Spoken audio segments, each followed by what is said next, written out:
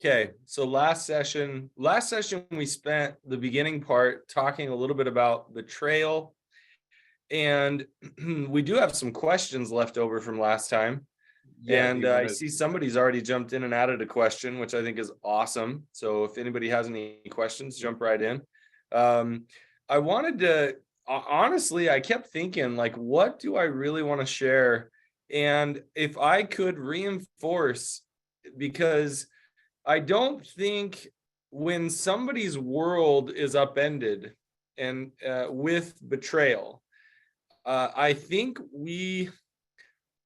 especially when we see so many people around us who seem to have made it through, when you're in the moment of that experience, I don't think we give enough credit to how reality altering it is.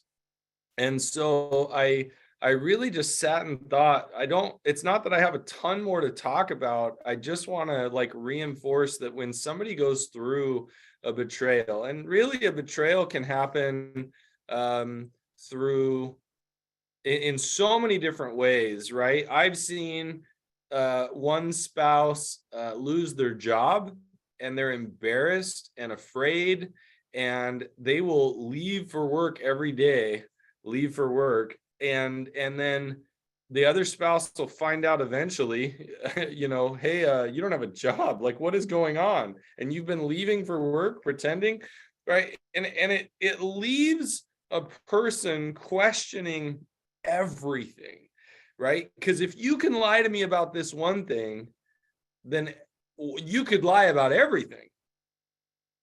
Which is why I go back to the most damaging thing that we can ever do in our relationship is not have an affair. The most damaging thing is not to have a substance abuse issue. The most damaging thing is not to have an addiction or sexual compulsivity. The most damaging thing we can do in any relationship is to lie. And I cannot reiterate that enough. I believe that there was a book.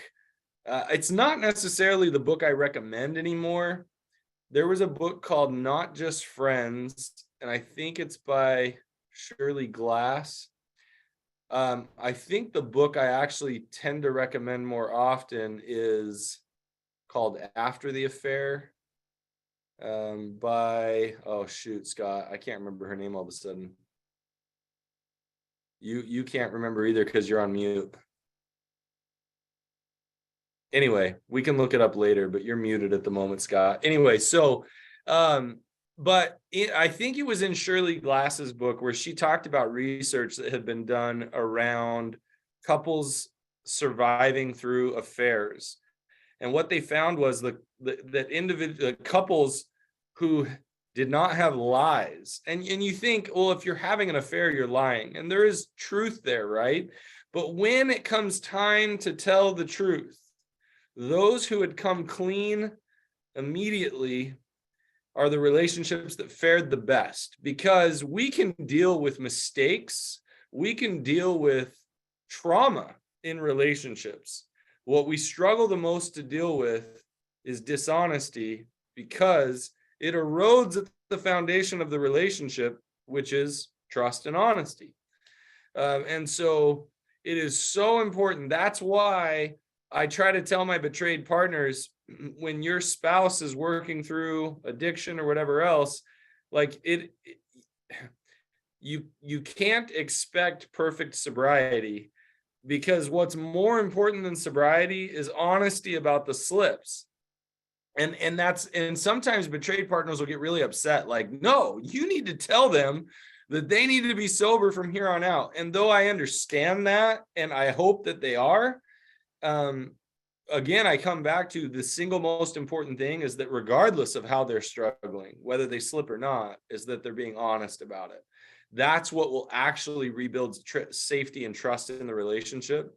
And so it is mind-bendingly scary for a betrayed partner to experience betrayal and question their reality on everything. And so I just wanted to kind of, if it's one more webinar where I can throw that out there, that somebody might be listening, so that so that they feel a little less crazy. And so that your spouse, so that you as maybe a partner who's done the betrayal can say, hey, you're not crazy. I don't understand exactly what's going on for you, but you're not crazy. I don't like what you're saying because I don't know how to handle it, but you're not crazy, right? Like the more you can validate, the better.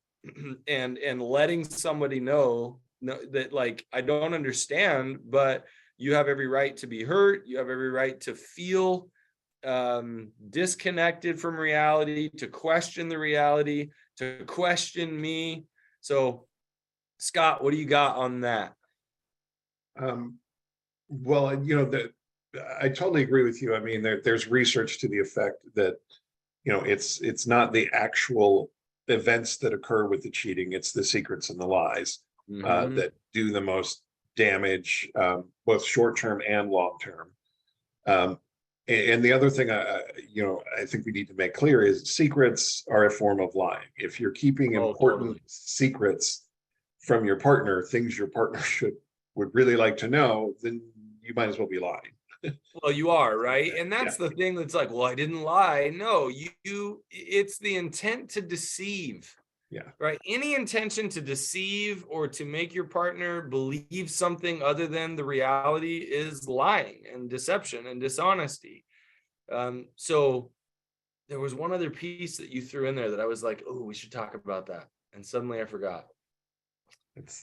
Silence.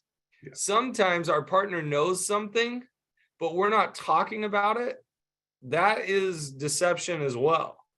Now it doesn't mean, again, now we could get into the nuances of like, how much should we share? And that's where I would say consult with therapists for like a formal disclosure. But anytime we keep silent, that is the same thing as dishonesty. It's like, I'm not going to talk about this. And if it's like, I'm not going to talk about this until we get into our next therapy session, okay, well, good job being honest. But then in that next therapy session, you're going to have to start talking about it. So silence is really damaging as well. Yeah. And along with silence, it's if you're asked a direct question and you answer the direct question, but leave out parts B, C, and D of the answer because it wasn't specifically asked. Again, this is a form of secret keep. You're still just deceiving, and it really hurts. Oh, yeah, because the betrayed partner's like, then gets into a mindset where they're like, well, then I have to figure out every possible question, and that's the only way I'm going to get the truth. Well, that's a crappy burden to have on you, is that I now have to be the expert question asker. That doesn't work. I mean, no spouse wants to be Sherlock Holmes /parent /police. It's just, they don't want to do it. And they shouldn't have to. No, you shouldn't have to. Okay. Should we jump into questions? Let's do it. Should we hit last week's or 2 weeks ago first? Yeah. These are from our last time around. Okay. I am over. This is from an addict. I'm sober for over 2 years, and I regularly attend sex and relationship healing groups. Yay. On a webinar in the past, you talked about someone feeling like they are being gaslighted by someone. My wife has said this to me. She feels gaslit, and I acknowledge that this is how she feels, and I try to validate this, even though I am not sure I gaslit her. She then says that since I gaslight her, that means I'm abusing her, and I need to leave the house now since the abuse is still happening. How do I separate validating her feelings of being gaslit versus potentially the reality that I didn't gaslight her? It seems that when my wife feels a negative feeling about me, she will say that I am abusing her. Sorry, I didn't read that very well. Oh, I thought you read it fine. There's just a lot there. Yeah. So this is where things get difficult, as if we don't run into the difficult realm once in a while on here. So here's the hard part. When I hear somebody say he or she is, or they are gaslighting me, right? The struggle I have with that is, if you get down there, I hate this because it's going to sound like I'm like mincing words, right? I am fine if somebody says, I feel gaslit. I am fine if somebody says, this feels abusive. Like, you have every right to feel gaslit, to feel like you've been abused, right? The tough part is it's hard sometimes to assign a behavior and an intent to somebody else. And the truth is that there are times where if I were watching something and I see something happen, I can go, oh my gosh, that's abusive. That's abuse. Um, and and I'm not wrong. However, um, the person receiving it may not feel like it is. The person doing it may not feel like they are, right? And so I think the important thing in a situation like this is to lean into her experience.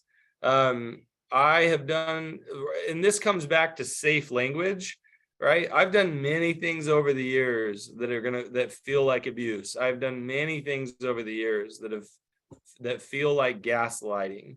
Are you in a place where we can talk about what's going on right now, so that I can understand why you feel gaslit right now? Are you in a place where we can talk about why you feel abused right now? Because I need some understanding on what's happening for you. And so you're going to try to drop into that present moment experience to understand why in this case, she's feeling that in this moment. And that is not easy to do when you feel attacked. If you feel like she's attacking you or accusing you of doing something you're not doing, you want to get defensive and argue. No, I'm not gaslighting you, which is going to feel more like you're gaslighting, right? And so it's important that you stay into a place of, and even saying, you could say, hey, if you need me to leave, that makes me sad and I don't want to leave. And if you're doing it on the grounds that I'm gaslighting you or being abusive, I understand that that is your boundary. Is this something we can explore more together? Or do I just need to go so that you can feel grounded? Right? I don't like it. I don't want to leave. This doesn't feel fair, or this doesn't feel right. But if that's what you need, I'm willing, or I'm unwilling. And if you're unwilling, then what does that mean for her? Right? She might say, well, then I need to leave. But I think trying to open up that dialogue to understand what's actually going on for her, and to try and understand what behaviors am I doing that are causing that response or initiating that response, really important to start talking about. Because what you can do is, anytime you do those behaviors and you notice you're doing them, you can stop and go, whoa, wait, I just did this. Normally when I do that, you feel like I'm gaslighting you. Is that what's happening right now? And you're going to make her go, oh my gosh, he's seeing it. Or she's going to be like, no, I don't feel that right now. And you'll be like, okay, can you tell me why? Like, what's the difference? We're opening up the dialogue to understand what is going on in those negative cycles that we've had, or why is now different than the past. So is that too much info, Scott? No, I think that's really good. I have like two. Number one, can you just explain what gaslighting is? And Yeah. then I have a follow-up question too, also, but go It's ahead. so funny. Okay, I'm gonna go back to the way I've understood it, right? It goes back to, it's an old movie, and in the movie, the gas lights flicker. The lighting is in the house is gas, right? And the gas lights flicker and go off and then come back on. And she asks, did you notice that? And he's like, notice what? The lights never went off. And so she feels crazy. So the way I understand it, when somebody is intentionally trying to gaslight, is they are trying to make the other person question their reality and feel like they're crazy. Because if I can make you feel crazy about the lights turning on and off, then I can make you question your reality on everything. And it makes it easier for me to get away with doing whatever it is I want to get away with doing. And so I'm just going to make you feel crazy so I can do what I want and not have to face the consequences. Super unhealthy, super abusive emotionally, if you know, but and so the struggle we run into is every time I feel crazy, if I tell my partner, you're gaslighting me, I'm making an accusation that might be true, but it might not. It might be healthier for me to say, I feel gaslit right now, or I feel crazy. My reality feels like I'm being told that I shouldn't think or believe the way I think. Now, whether if I'm a healthy person or if I'm learning to get healthy, then if you tell me that you're feeling gaslit, my response is going to be something along the lines of, oh my gosh, I don't want you to feel crazy. So let's talk about it, because how can I help you feel sane? How can I help you feel not crazy? I don't want you to feel that way, right? If I'm healthy, that's exactly where I'm going to try and go immediately. Because why would I want somebody I care about to feel crazy? How was Thank you. that for my answer? That is right on the money. Charles Boyer and Ingrid Bergman, by the way, in the movie 1944, old movie about fear. Bergman? I think it's Ingrid Bergman. It's Charles Boyer is the guy for Charles sure. Boyer. Yeah, Yeah, but he's trying to steal her jewels, which are in the attic. So he goes up there and turns on the gaslight up there, and the gaslights everywhere else in the house go down, and he's lying to her about that, making her feel crazy. And then Joseph Cotton comes in and saves her. So, because in those movies, all women had to be saved by a man. Right. Times have changed, thankfully. It is my belief, that intentional gaslighting, period, is abusive. If you're causing someone to question their reality, that is a form of abuse. But most gaslighting is unintentional, I believe. I mean, most people are not aware they're doing it. Correct. I don't mean this in a bad way. Excuse me. The way I moved my leg over to the side. The way that I have explained it is that this is going to sound so terrible. The way I've said it is, so many people's partners aren't smart enough to intentionally gaslight. that they've learned it throughout their life, right, on how to do it. They aren't so calculated that they have it all figured out of exactly how they're going to make you crazy, right? They may do it, but they're not sitting there thinking, I'm going to make them feel nuts, right? And it's not that calculated most of the time. It is unintentional, and it's maybe even a learned behavior that they've had for their whole life. Yeah, it's a defense mechanism to protect me and my behaviors. It's not about you.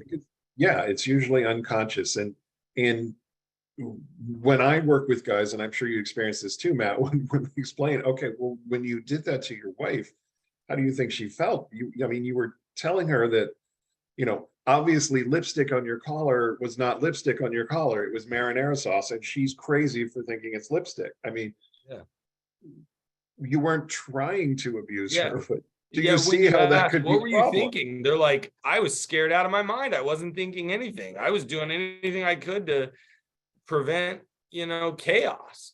Yeah. So, okay. Let's move on here. How do you recognize PTSD from betrayal trauma? Does it subside over time? Do you have any recommendations for how to help move past or through it? At least to the point that you are triggered less often. So PTSD, maybe you want to explain what PTSD is first, and then how do you recognize PTSD from betrayal trauma, all the rest of that. So, and I don't remember the exact statistics, but basically PTSD is a condition in which your brain doesn't clear the trauma.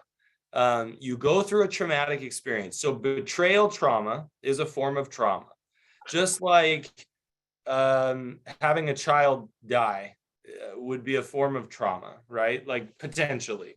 And obviously there's different types and ways that we can experience trauma. The interesting thing about it is two people can go through the exact same experience, and one can look at an experience and say that was traumatizing, and the other one says that was awful, but to them it was never registered as trauma.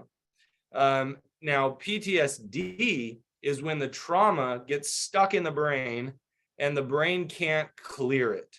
And we then relive the trauma over and over to some degree, as if it was happening fresh or reasonably fresh.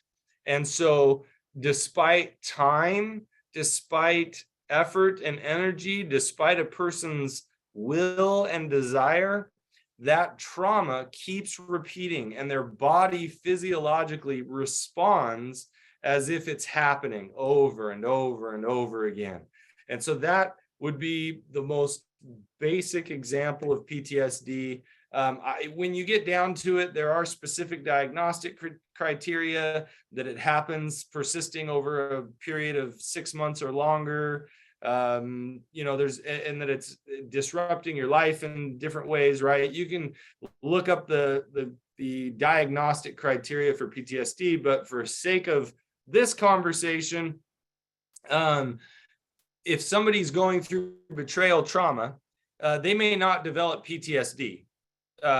They may have PTSD symptoms, but full-blown PTSD may not necessarily be developed. And I'm trying to remember, it's been a long time. If there are certain things that make us more susceptible to actually having PTSD, the number of childhood traumas we have makes us more susceptible to having PTSD.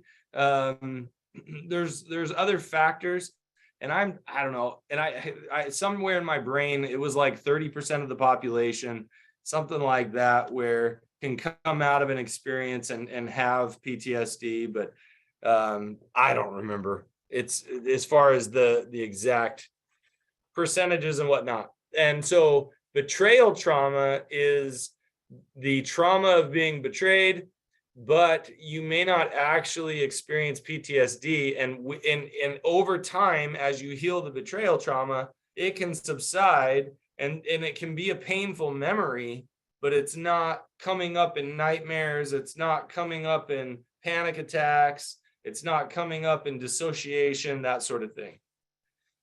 Yeah, there's research by Steffens and Rennie, and they looked at betrayed partners of sex addicts, and they found that the vast majority of them experienced PTSD symptoms. Whether they didn't do the study long enough to, be able to do the diagnosis, because it does have to be 6 months or longer. But people can also have PTSD before betrayal trauma, and that triggers existing PTSD. That's where you get into complex trauma, complex where trauma is stress disorder. Yeah. So stacked on each other. The second part of this question, whether it's PTSD or not, if we're having the symptoms, do you have any recommendations for how to move past that or through it, at least to the point where you're getting triggered less often? So, obviously, I always recommend you work with a therapist. I recommend, honestly, self-care, learning how to have healthy balance in your life in the 4 areas of self-care: physically, emotionally, relationally, spiritually. I recommend learning how to live your life in healthy ways every day, getting a solid support system. That's why we recommend going to 12 steps and recommend hitting the seeking integrity, sex and relationship healing groups. That's why we would recommend somebody go to SILA. The more treatment we get, the more exposure we get to healing, reading books, listening to good podcasts, connecting with other people who are also struggling, right? The greater support system we get, the more education we get, the more stabilization that we're going to have. So, that in addition to that, people have found a lot of success with certain modalities such as EMDR or ART, which is accelerated response therapy, if I remember right, the acronym there. Which is it's very similar to EMDR. There's different therapies that can be really helpful at bringing down the symptoms, but all the other things I just talked about prior to is probably more important than the modality of therapy you're using. In fact, the research shows that 40% of a person's success in therapy is the external support system that they have outside of therapy. So the more community you can learn to get in a healthy way, whether it's through 12-step or a church community or the sex and relationship healing groups, the more community you get, the better your success rate in recovery. Yeah, and speaking of having the support community, and John Taylor and I were just talking about this when I was on with him yesterday. Even though I'm the person who caused the trauma, I can still be the first person in line to support you through it. Now, you have a right to look at me and go, no, not you. But you also have a right to look at me and say, yeah, I do need you to comfort me right now, even though you are the person who caused this pain. Right. So how can I, and I think you answered this with the gaslighting question before this, but how can I be there in a way that is actually helpful rather than re-triggering? Yeah, the most important thing I've found is learn to slow down. And that is slow down, ask questions, get curious. You can even say, I don't know that I understand. I don't even know that I agree, but I want to understand. I want to see where you're coming from. And so getting curious and learning to see from somebody else's perspective and experience, you don't even have, it's the hardest thing to explain. You can be empathetic, which is what I think I'm really trying to push here, without agreeing that you even did certain things. Learn to be empathetic, learn to listen, learn to ask questions. That will help so much in reducing those negative symptoms and the betrayal, the symptoms of betrayal. As you say, I want to be here for you. I'm trying to be here for you. Yeah. So the only thing I'll add is don't use curiosity as a weapon. In other words, don't get passive aggressive. Can you just explain that for me? Well, I don't understand. Can you explain that for you? Which is what my mother does to me. And her curiosity is not curiosity. I'm glad. Yeah, well, that's not, or interrogation isn't curiosity either. Right. Or telling somebody, well, I don't understand. You need to explain it different. Right. And it's like you're putting the burden on them as opposed to actually being honest. You know what? I'm not in a place to get curious right now. Yeah. Or I'm having too hard of a time. I feel like you're blaming me, right? I can't get curious because I feel blamed. Okay, well, be honest. Yeah. Yeah, curiosity. I mean, you were talking about honesty earlier. Honest curiosity is very, very helpful. So yeah. Okay. All right. Let's jump into today's questions. We had several others, but they were more comments from last week. So let's just jump into today. I've been sober from my inner circle. This is from an addict again for over 2 years now. So sexually sober for 2 years. My wife continues to feel the pain of my betrayal from my porn addiction. In my daily interactions, I may say yes, or does that make sense in regards to picking up the kids? And her response is that none of this makes sense.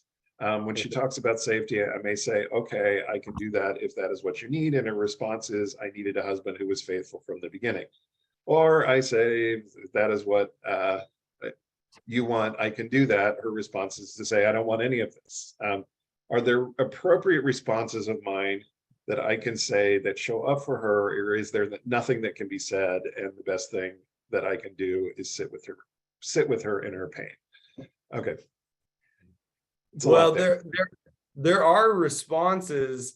So the truth is she's showing you her pain when she says, let's see, what was it that I was reading here?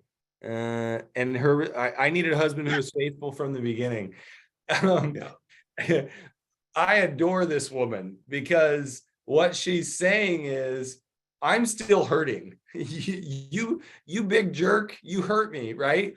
And and it may not be the most healthy way for her to respond, but what you can say in that moment is, yeah, and you deserved a husband who was faithful from the beginning. And unfortunately, that's not what I did. And so I can be faithful starting right now. I can be faithful starting 2 years ago when I got sober and I've been honest with you. But yeah, you totally deserved somebody who was faithful from the beginning. And here I am. Like, Yeah. and that in some sense is staying in her pain. And you might even say to her, hey, it sounds like you got pain coming up. What else do you need to tell me? What else do you need to, is there anything else that you need to complain about the pain that I've caused you? Because obviously you're feeling some of that pain right now. And so basically lean into the fact that what it feels like out of nowhere to you, her pain is coming up. So then just draw attention to it. Whoa, I think you've still got some unresolved pain in there. I'm glad you're sharing it with me. I'm struggling to know how to respond sometimes, but keep bringing it up as long as you need to. I think that would go a long way. Or let's say you said, if that is what you want, I can do that. Her response is, I don't want any of this. I would respond and say, I'm sure you didn't want any of this. You didn't sign up for this. This isn't what you thought you were getting into when you made the agreement, for better or for worse. You weren't expecting me to lie to you coming into the relationship or lie to you throughout the relationship. So yeah, of course you didn't want any of this. And so, but I am here. And so if there is something that you want me to do, let me know. And now here's something I think is important. So I'm going to go ahead and do this thing.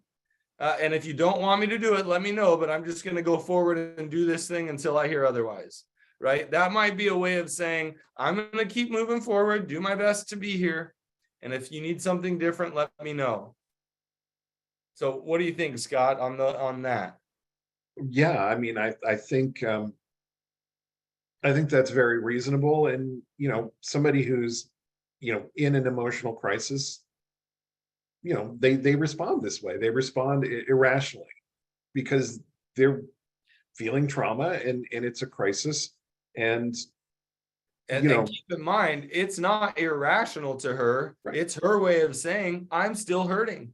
In fact, it makes perfect sense to her. I bet you every betrayed partner on here is almost like, yeah, you tell him, girl. I'm not a betrayed partner, and I'm like, yeah. Well, right. I have my own other traumas. I'm like, yes, oh, totally. yes. But because the reality of it is that it isn't the healthiest way for her to express the pain, because it's jabby, but at the same time, she's trying to work through it. And so let's be gracious with her. It's going to take her a bit. Yeah. Okay, let's jump to the next one here. When my spouse is hiding his acting out, he becomes irrational and unkind. Does he do that because he's drunk with lust, or because he's feeling guilty, or for some other reason? There's more to this question, but it's a different question. So let's answer that part. Okay, so here's the hard part. I've seen people sober and be unrational and unkind. I've seen people acting out and hiding things, and they're irrational and unkind. So to answer the question, it depends on exactly what's going on for him. So it could be because he is ashamed or feeling guilty. The idea that he drunk with lust, I don't know about that one. There are times when I was where drunk with lust, that was when I was not being a jerk. I was being distant and not near you, but I was numbed out. So that's actually when I wasn't being a jerk. in your situation? In my situation, yeah. I mean, Yeah. And I guess that's where it's like, it's tough because a lot of times as a betrayed person, we want to assign like motive, intent to behaviors. And what I've found in the work that I do is I spend more time trying to understand what's really happening for that person.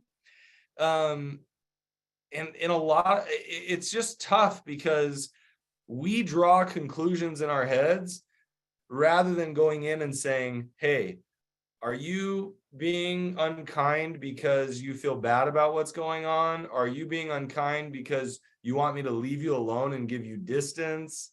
Right? We want to try and go to that person and figure it out. Sometimes it's leave them alone until they come to you and say, all right, I'm screwing up, right? And then it's like, yeah, I knew you were in a rough place, right? Don't, if they're not in a space and you don't want to approach them, then don't. But there are so many reasons why that could be happening. But so it's really hard. So I probably basically didn't answer your question. Well, I mean, the only thing in AA, we talk about that guy's a dry drunk. He's been sober Right. for 30 years, but he's still nasty and nobody wants to be around. It's because we don't do the work of recovery sometimes. Right. And this stuff clears up when you do the work of recovery. Oh, Not with sobriety, with the work. right. Oh, I've seen people do far better recovery and they're slipping once a week for years than people who have been sober for years. I mean, that's the crazy part. Sobriety is not what makes recovery. Sobriety can be helpful, sure, but I've seen people be sober, like you said, for 30 years, and I'm like, they're the most miserable person I've ever met. Yeah, which takes us to the second half of this question. My husband is still having relapses after 22 years. So does there come a time when the acting out should stop?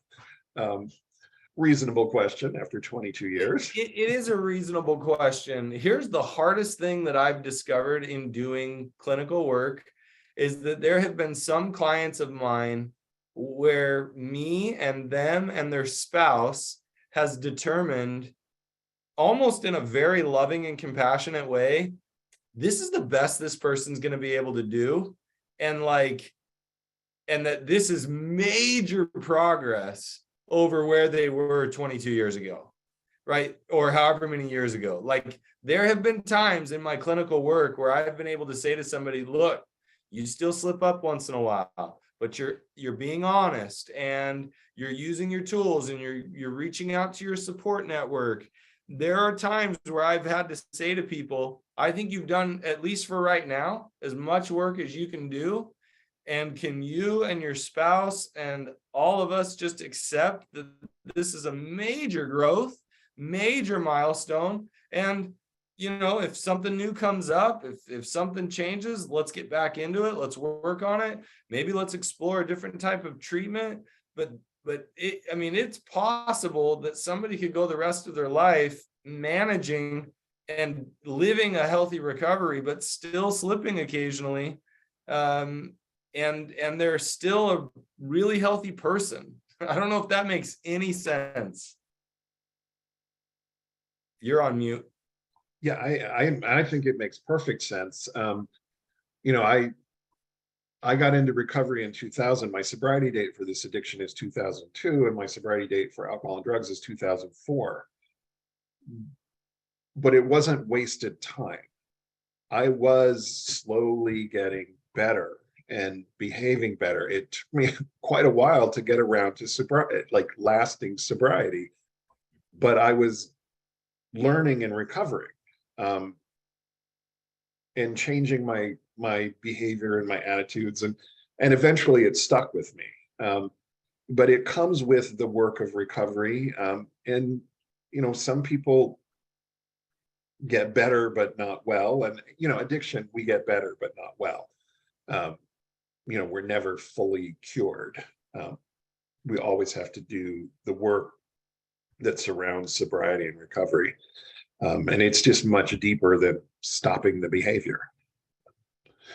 So yeah. Yep. It's tough. I mean, it's the hardest thing when I have to tell people, like, Uh, I don't know. Sometimes I feel like it's like a medical diagnosis. It's like, well, the good news is it's diabetes and we can treat it. The bad news is you're going to be living with this the rest of your life. Like, I don't know if that makes any sense. Like, there are times where I wish I could tell people, hey, guess what? Like, you guys will eventually live a normal life. And it's like, well, you'll live a better life, a healthier life, but your fantasy of what normal is may never materialize. Right. And we use the diabetes and heart disease analogy all the time. If somebody's diagnosed with diabetes, a couple of things need to happen. They need to change their diet, they need to get some more exercise. And generally, it's not just the diabetic who needs to change his or her diet, it's the entire family. There's research that shows when the family joins in and everybody eats healthier and exercises more, the diabetic person does better. So there's that issue, but there's also just every single day for the rest of your life, you have to eat better, you have to check your blood sugar, you have to take some medication, you have to do things to keep diabetes from being the defining factor in your life. And we can do things to keep addiction from being the defining factor in our life, but we're still always going to be an addict, just the same way a diabetic is always diabetic. Their blood sugar may be a lot better than it used to be, but they're still going to tend toward diabetes. They still have to watch it. They still have to put in daily effort. And addiction for me is about, or recovery for me is about some daily effort, to just not be a jerk, basically. I mean, it's not about staying sober anymore for me. It's about not being a jerk. I mean, that really is what it is, the fight now. I don't know if that makes sense either. Oh, it We're all over the totally place today, but I think we're making sense. I hope so, but no, I think it's just a painful thing, and I guess that's what I keep going back to is it's a painful thing for any of us to have to accept Yeah. that this is the reality, that we're going to be fighting this the rest of our lives. And when we learn to accept that this is the reality, it's not a hopeless place to be. It's actually, there are times where I tell people, I'll use me as an example, where I got to a place in my life where I said I would never change the trauma that happened to me as a kid, because at this point it's made me who I am and it's caused me to get the recovery that I've been able to get. And I actually love who I am. Like, and it's given me gifts and qualities and attributes that I wouldn't have had otherwise.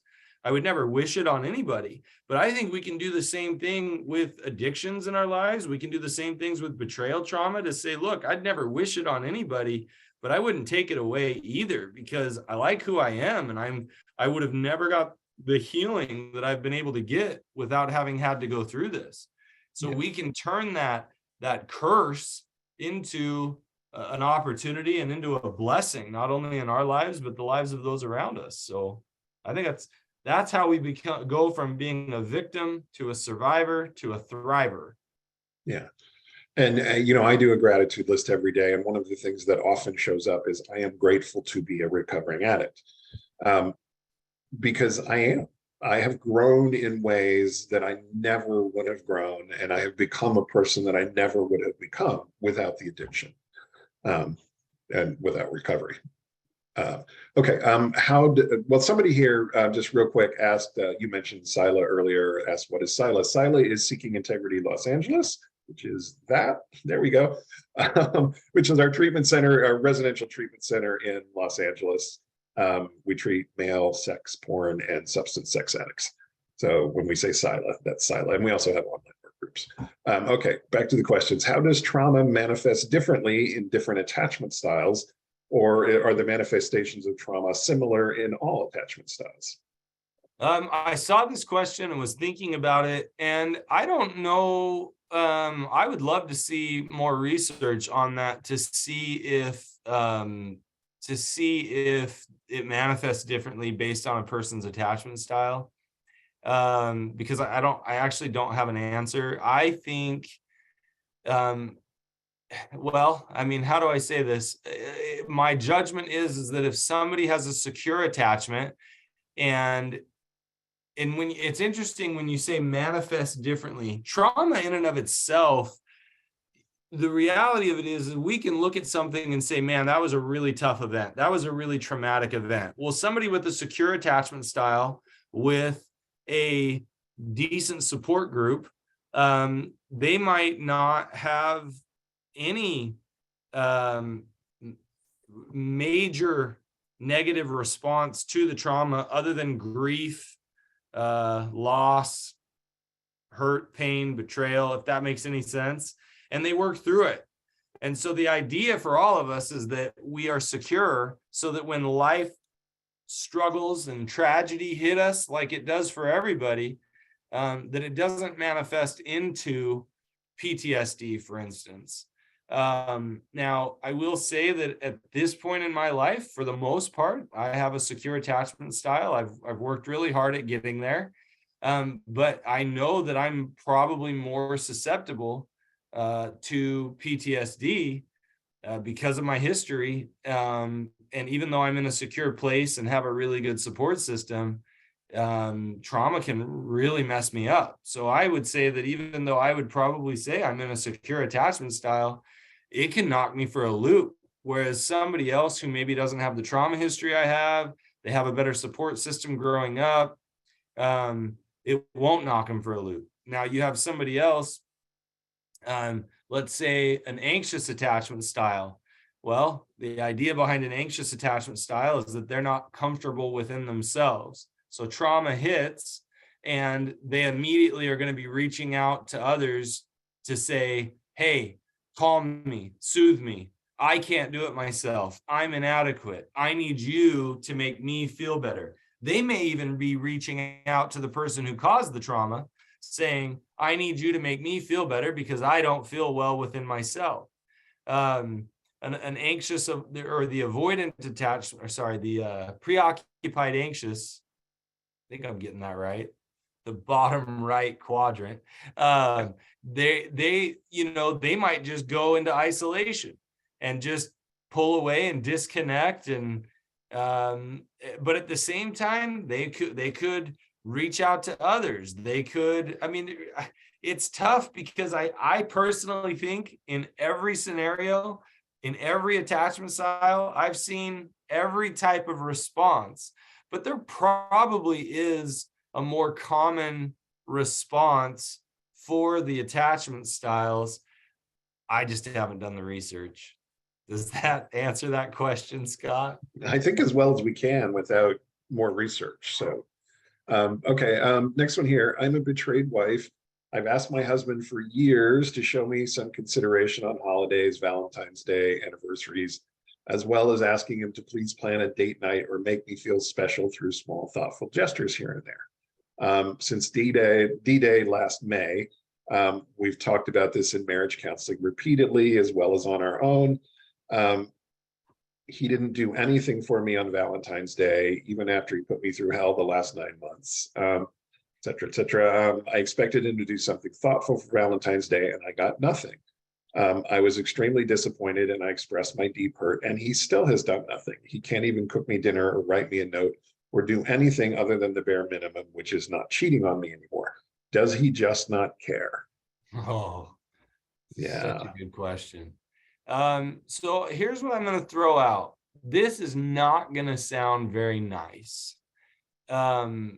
If he can't show you consideration day to day, I think you need to grieve that it's not going to change for Valentine's Day or a birthday or an anniversary or a holiday. At least right now, if he can't show up in kind, considerate ways, I don't know.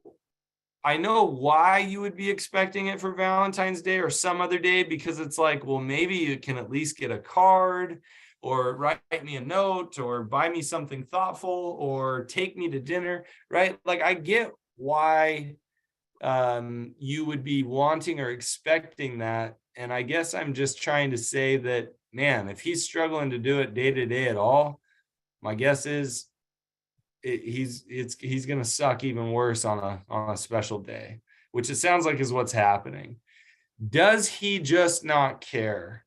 It's possible, I doubt it. I would say that it's more likely he feels hopeless. It's more likely that he feels like what I've seen a lot is guys in this situation are like, seriously, with as much as I've screwed things up, a box of chocolates and a card on Valentine's Day is supposed to do something. Yeah, why bother even try? Right? She's just going to look at that and see how pathetic it is anyway. Right? So now he's got all this shame going on, internal and external shame going on within himself, that why bother try? She probably just thinks I'm a failure anyway. He's probably so shame riddled that that he just has zero hope, and without hope we don't take action. And so is it possible he doesn't care? I guess. If he doesn't care about himself, a lot of times we don't care about others. But more likely, my judgment would be it's a shame issue, and that until he believes that he's worthy of giving love and belonging from you, he's not even going to bother, like almost even trying to get it. Like, oh, so I can buy her a gift and I can, write her a note, as if that's going to make up for all the stupid things I've done. That would be my guess based on what you've written.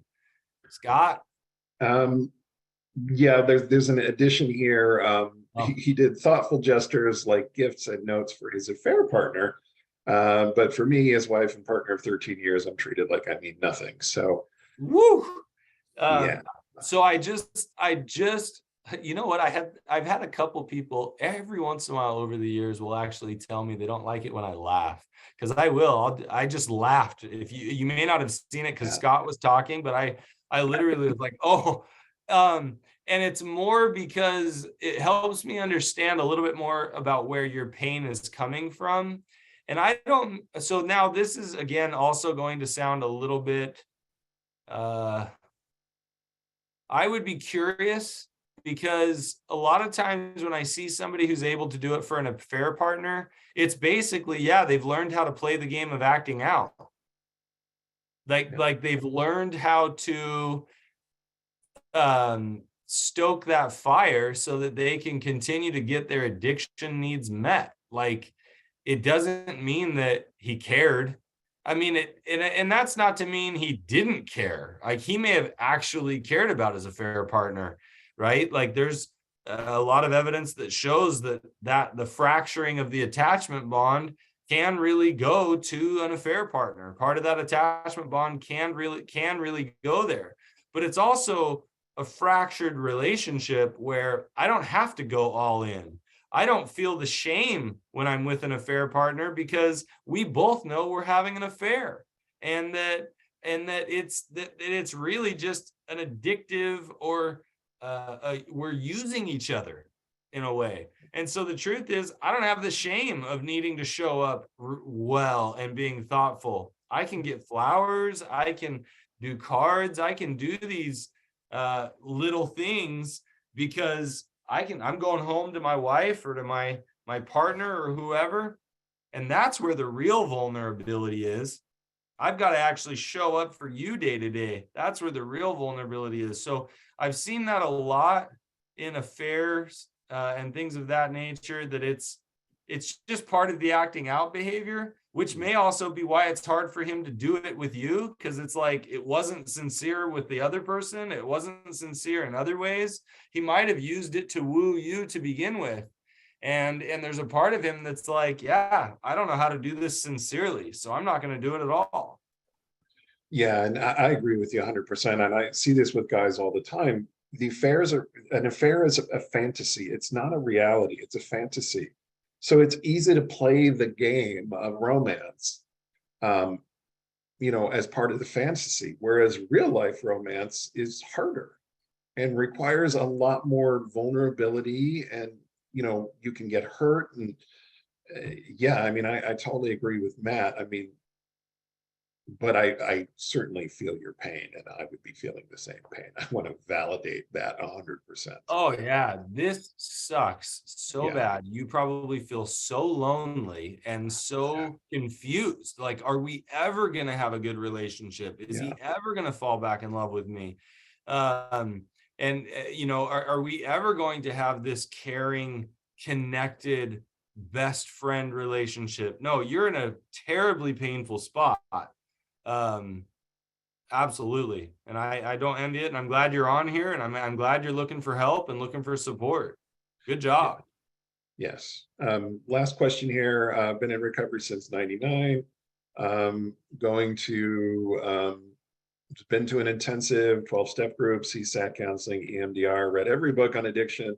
I still struggle with relapses. Would a 14-day stay at Sila, Seeking Integrity Los Angeles, be helpful to address my attachment wounds? You are a perfect candidate for residential treatment.